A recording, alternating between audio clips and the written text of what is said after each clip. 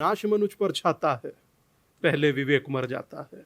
तो जब मनुष्य पर नाश छाता है तो वह ऐसी ही बातें करता है, और उदय जितना भी उदय हो, रात में सूरज भी अस्त होता है। एक सनातन के उन्मूलन की बात कहने वाला मंत्री खुला घूम रहा है। ब्रह्मा जी का अपमान करने वाला व्यक्ति, कल शायद उस पर एफआईआर हुआ है। सनातन जोड़ता है, वह मनुष्यता तोड़ती है। और आज अगर जोड़ने के लिए कोई यात्रा की जा रही है तो वो भी एक सनातन का सन्यासी कर रहा है, जिस यात्रा का नाम है भिक्षा यात्रा। मुझे कुछ आपसे नहीं चाहिए, जितने लोग आपके देख रहे हैं, मुझे कुछ आपसे नहीं चाहिए। उल्टा जो मेरे तनपन है वो भी आप ले लीजिए। अगर भिक्षा देना ही चाहते हैं तो जातियों में ना बंटकर एक हिंदू होने की भिक्षा दीजिए। यही भिक्षा यात्रा का मेन। नमस्कार, बहुत बहुत स्वागत है आपका हमारे चैनल द सनातनी वॉइस में, और मैं हूं आपके साथ शुभम त्यागी। जैसे जैसे 2024 के इलेक्शन नज़दीक आते जा रहे हैं, वैसे वैसे ही राजनीतिक गलियारों में सरगर्मी तेज होती जा रही है। प्रधानमंत्री नरेंद्र मोदी के नेतृत्व वाली भारतीय जनता पार्टी को हराने के लिए विपक्ष ने इंडिया गठबंधन खड़ा कर दिया है, जिसमें 28 दल जुड़ चुके हैं। अब इन्हीं 28 दलों में से एक दल है डीएमके, जिसके मंत्री उदयनिधि स्टैलिन ने सनातन को लेकर एक विवादित टिप्पणी की है, जिसके बाद पूरे देश में हंगामे चालू हो गए हैं। अब इस पूरे मामले पर हमारे साथ स्वामी दीपांकर जी मौजूद हैं। आइए उनसे जानते हैं कि उनके इस पूरे मामले पर उनकी क्या राय है। सर, पहले तो बहुत बहुत स्वागत है आपका हमारे चैनल पर। धन्यवाद, बहुत बहुत आपको भी। एक सनातन की वॉइस का प्रारंभ करने के लिए, सनातन को एक नया उद्घोष देने के लिए, सनातन को एक नया स्वरूप देने के लिए, और उस स्वरूप में आत्मा के तौर पर एक वाचा या वाचा कहूँ, वाणी कहूँ, शब्द कहूँ, शब्द का बड़ा महत्व है भारत में। शब्द के रूप में आप लोगों ने इसको एक नया उत्साह दिया, उसके लिए बहुत बहुत साधुवाद, बहुत बहुत शुभकामनाएं। शुक्ल पक्ष के चंद्रमा की तरह आप लोग निरंतर बढ़ते रहें। सर, मेरा पहला सवाल, 2024 के इलेक्शन नज़दीक आने वाले हैं। 28 गठबंधन एक साथ जुड़ चुके हैं। डीएमके पार्टी के नेता जो हैं उदयनिधि स्टालिन, उन्होंने सनातन को डेंगू, मलेरिया और कोरोना तक कह दिया, और उसके बाद बोला गया है कि उसको खत्म कर देना चाहिए। इस पर आपकी क्या राय है? मैं आपको स्पष्ट करता हूं। उदय ने जो कहा, स्टैलिन ने जो कहा, उदयनिधि स्टैलिन ने, डी राजा ने जो कहा, बिहार के मंत्री चंद्रशेखर ने जो कहा, और उत्तर प्रदेश के महासचिव सपा स्वामी प्रसाद मौर्य ने जो कहा। एक छोटी सी बात दिनकर की पंक्ति में कहूंगा कि जब नाश मनुष्य पर छाता है, पहले विवेक मर जाता है। तो जब मनुष्य पर नाश छाता है तो वह ऐसी ही बातें करता है, और उदय जितना भी उदय हो, रात में सूरज भी अस्त होता है। और सनातन की अपमान कर कर, सनातन को समाप्ति की बात कर कर, आपने कहा कि उदय ने कहा कि ये कोरोना वायरस है। गठबंधन के एक व्यक्ति ने कहा कि हमारा गठबंधन ही सनातन के समाप्ति के लिए हुआ है। अब सोचिए कि सनातन के उन्मूलन की बात कर कौन रहा है, और सनातन के उन्मूलन को कह कौन रहा है? एक जनप्रतिनिधि। अब कोई पूछे कि आप 90 करोड़ लोगों से क्या वोट इसीलिए लेना चाहते हैं? पहले आप उनका वोट लेंगे, फिर आप उनका उन्मूलन करेंगे। मुझे एक शब्द याद आता है मैकियावेली का कि death will kill you later but your ignorance will kill you much before it. मौत जब मारेगी मारेगी, नासमझी पहले मार डालती है। तो ये वो नासमझी है। और मुझे दुख इस बात का है कि एक सनातन के उन्मूलन की बात कहने वाला मंत्री खुला घूम रहा है। ब्रह्मा जी का अपमान करने वाला व्यक्ति, कल शायद उस पर एफआईआर हुआ है। बिहार में अराजकता का माहौल पैदा करने वाला कोई शिक्षा मंत्री खुला घूम रहा है, और सुप्रीम कोर्ट स्वतः संज्ञान नहीं ले रहा। यह दुख की बात है। सुप्रीम कोर्ट को स्वतः संज्ञान लेकर ऐसे व्यक्ति को बिहाइंड द बार, जेल में होना चाहिए। बाहर कर क्या रहे हैं ये लोग? ये बाहर बैठेंगे या बाहर रहेंगे तो नफरत फैलाएंगे। सनातन जोड़ने का है भाई। सनातन का अर्थ ही जोड़ना है। सनातन का अर्थ ही एक करना है। सनातन का अर्थ ही यूनाइट करना है। सनातन का अर्थ ही वसुधैव कुटुंबकम की भाषा को चरित्रार्थ करना है। सनातन जोड़ता है, वह मनुष्यता तोड़ती है। और आज अगर जोड़ने के लिए कोई यात्रा की जा रही है तो वो भी एक सनातन का सन्यासी कर रहा है, जिस यात्रा का नाम है भिक्षा यात्रा। वो भी एक सनातन का सन्यासी ही कर रहा है, और उसमें भिक्षा दाल, आटा, चीनी, चावल, पैसे की नहीं है, किसी प्रकार के प्रलोभन की नहीं है।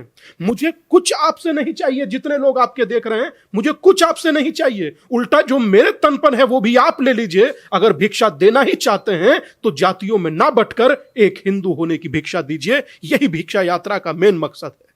और भिक्षा यात्रा का चमत्कार है कि 23 लाख से ज्यादा मिस्ड कॉल हो चुकी हैं। अगर जो कहा कि एक हिंदू होने की मिस्ड कॉल दीजिए, तो 23 लाख लोगों ने अपनी स्वीकृति दी कि हम एक हिंदू होने में विश्वास रखते हैं, और 12 लाख से अधिक लोग एक हाथ खड़ा कर कर हिंदू होने का संकल्प ले चुके हैं, जातियों में ना बंटने का संकल्प ले चुके हैं। तो मैं समझता हूं कि आज 302 दिन हुए, या कहूं कि 300 से ज्यादा दिन हो गए। 300 दिनों में 35 लाख लोग अगर आपके पीछे खड़े हो गए या इस विचार के साथ खड़े हो गए, और आपको क्या चाहिए? गुरुजी, मेरा आप इसी से जुड़ा हुआ एक सवाल है। जैसा आपने भिक्षा यात्रा की बात की, आप हिंदुओं को एक करने की बात करें, जाति से अलग करने की बात करें, उसी तरफ बिहार में जातिगत जनगणना हो रही है। समाजवादी पार्टी भी इसके पूरे सपोर्ट में है, वो हिंदुओं को जाति में बांटना चाहते हैं। और आप क्या कहना चाहेंगे इस पर? 1951 में संसद के औपचारिक वार्ता के बाद, संवाद के बाद बाहर निकलकर, या ये कहूं कि उसी संवाद में पंडित जवाहरलाल नेहरू, BR अम्बेडकर और अबुल कलाम आजाद और सरदार वल्लभ भाई पटेल, इन्होंने कहा था कि जातिगत जनगणना का हम लोग विरोध करते हैं और इसकी आवश्यकता नहीं है। उस समय के योद्धा, धुरंधर, जननायक विरोध कर रहे हैं, तो आज के लोग उसका पक्ष ले रहे हैं। इसका अर्थ समझिए कि बांटो, राज करो, डिवाइड एंड रूल।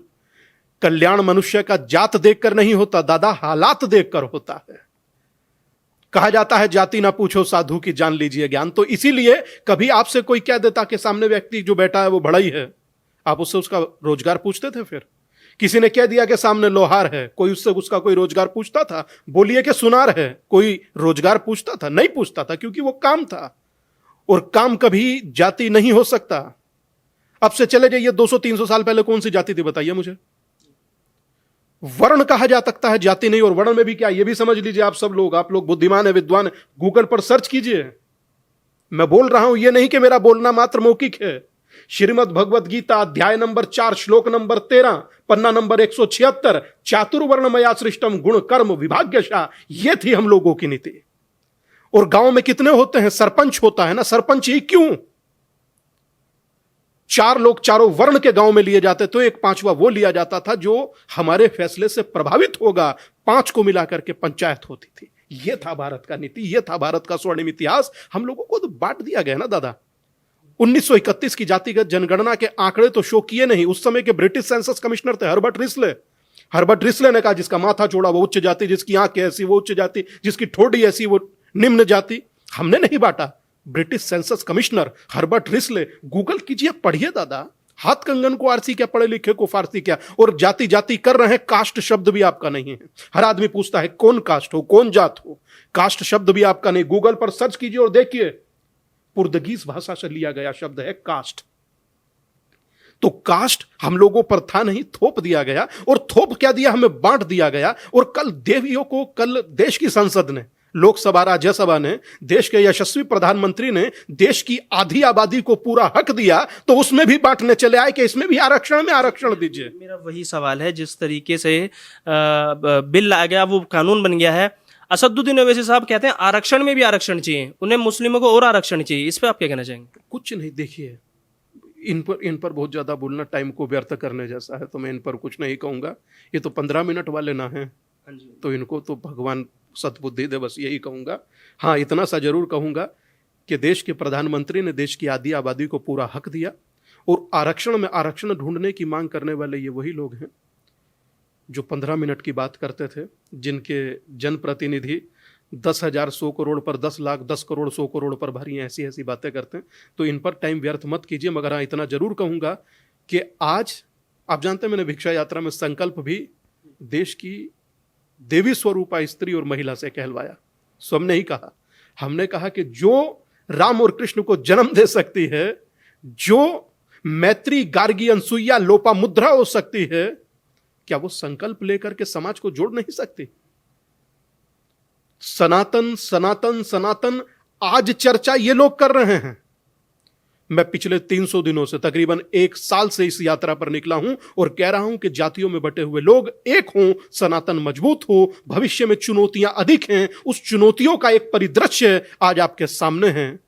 उदय को लेकर, स्वामी प्रसाद मौर्य को लेकर, चंद्रशेखर को लेकर, और एक वो मंत्री जिनका नाम मुझे याद नहीं है, वो कहते हैं हमारा गठबंधन ही सनातन की समाप्ति के लिए है। और दुख इस बात का है, मोहब्बत की दुकान चलाने वाले राहुल गांधी जो गीता और उपनिषद पढ़े, वो इन बेजुबान लोगों पर मौन है। मतलब इन बदजुबान लोगों पर मौन है, बेजुबान तो नहीं कह सकता, बदजुबान लोगों पर मौन है। उन्हें एक्शन लेना चाहिए अगर जो वो कृष्ण और गीता को पढ़े हैं, उपनिषद को पढ़े हैं। ऐसे कैसे चलता है दादा, कोई आकर कहकर चला जाए सनातन है, कोई हलवा है क्या? क्या है सनातन? आप सनातन को समझने में शायद हमें लगता है पीढ़ियां बीत जाएंगी। यहां से सूर्य की दूरी कितनी है? शुभम नाम लिखते हो ना, कितना दूरी है यहां से सूर्य का? 15 लाख कुछ मील। उस दूरी की संख्या को सूर्य के डायमीटर से डिवाइड करो तो संख्या कितनी आती है जानते हैं? 108। चंद्रमा की दूरी को चंद्रमा के डायमीटर से डिवाइड करो तो संख्या आएगी 108। सूर्य आत्मा का प्रतीक, चंद्रमा मन का प्रतीक, और दोनों को साधने के लिए जो माला है उसमें मनके की संख्या 108। ये सनातन बिटा पाएंगे? नील्स बोर सबसे बड़े वैज्ञानिक हुए इस देश दुनिया में, एक बड़े वैज्ञानिक हुए नील्स बोर। नील्स बोर वो जिसने क्वांटम की थ्योरी दिया। वो कहता था जब मैं कंफ्यूज होता था, आई लुक टू उपनिषद। लोगों को, सारी दुनिया को अपना निदान समाधान मिलता है सनातन में। ये सनातन मिटाने चले हैं। बस इतना ही कहूंगा, गुनाह आज जो मौन है, जिन दिनकर की वो पंक्ति याद रखिए कि गुनाह उनके भी लिखे जाएंगे जो तटस्थ और मौन रहे।